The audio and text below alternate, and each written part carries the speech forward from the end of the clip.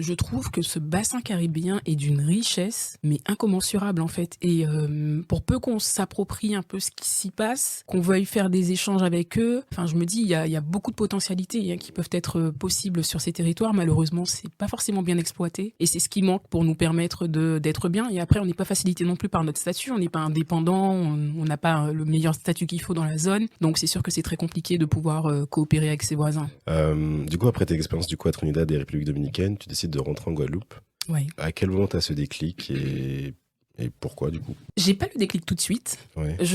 Alors j'ai des opportunités de travailler à la délégation de l'Union européenne en République dominicaine. Je réfléchis à la fiche de poste. Je me dis ouais, ça peut être intéressant. Sauf que bon, je n'aurais pas le statut de diplomate comme je l'avais auparavant. Donc je pèse un peu le pour et le contre. Je me dis bon, ça peut être intéressant pour soi-même se dire que son CV comme il est accepté par la délégation de l'Union européenne. Enfin, pour moi, c'était incroyable et je n'oublierai jamais quand je vois ça en espagnol que mon nom a été sélectionné et tout et que voilà, je vais passer des entretiens et que ça se passe relativement. Je me suis dit ah ouais, quand même. Enfin, finalement, je suis pas si mauvaise que ça, quoi. Non, ton CV a de la valeur. Attends, exactement. Et après, je réfléchis, je me dis, la problématique de l'eau qu'on rencontre, nous, on n'a pas d'eau en Guadeloupe, mais en République dominicaine, ils ont de l'eau, mais l'eau n'est pas potable.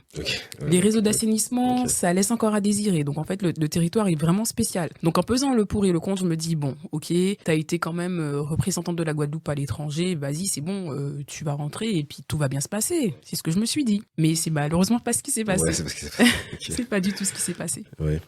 T'as eu pas mal d'embûches, pardon. Ouais, enfin, des illusions, des enchantements. Enfin, j'arrive en Guadeloupe, je me dis, c'est bon, je suis chez moi. Et en fait, faut redescendre un peu de son nuage. C'est-à-dire que je passe d'un territoire où on m'ouvre les portes dans les voitures, je me fais conduire. J'ai un statut de diplomate, donc un peu avec un laissez-passer un peu partout où je vais.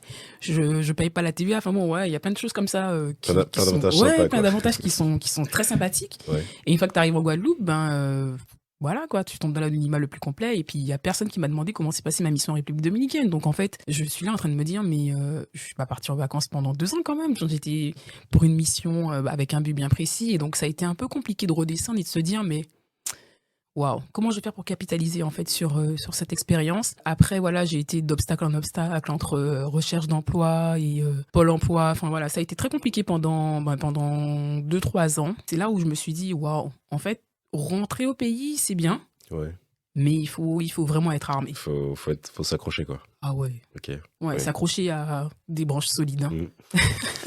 Et moi, en l'occurrence, mes branches solides, c'est vraiment mon pilier, comme je l'appelle, mes parents, ma famille, parce que si j'avais pas ça, je pense que ça aurait été vachement compliqué. Hein. Okay. Très, très compliqué.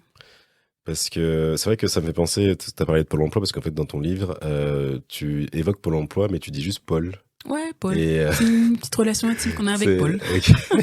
Parce que du coup, t'en fais un peu un personnage à part entière, donc je trouvais ça assez marrant du coup. Ouais. Je l'ai appelé Paul parce qu'en fait, il faudrait dédramatiser un peu la situation. C'est-à-dire que oui, tous les mois, tu dois dire oui, non, j'ai pas travaillé, oui, j'ai fait ci, non, j'ai pas fait ça.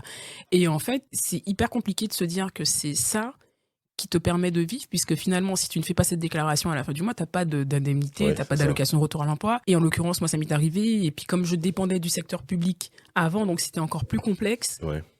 Et j'avoue que cette relation-là, elle était pas drôle, mais j'ai voulu la tourner en dérision parce que je me suis dit, il faut un peu dédramatiser aussi la situation, mais c'est vrai que c'est pas simple. Et puis pareil, les conseillers Pôle emploi, enfin bon.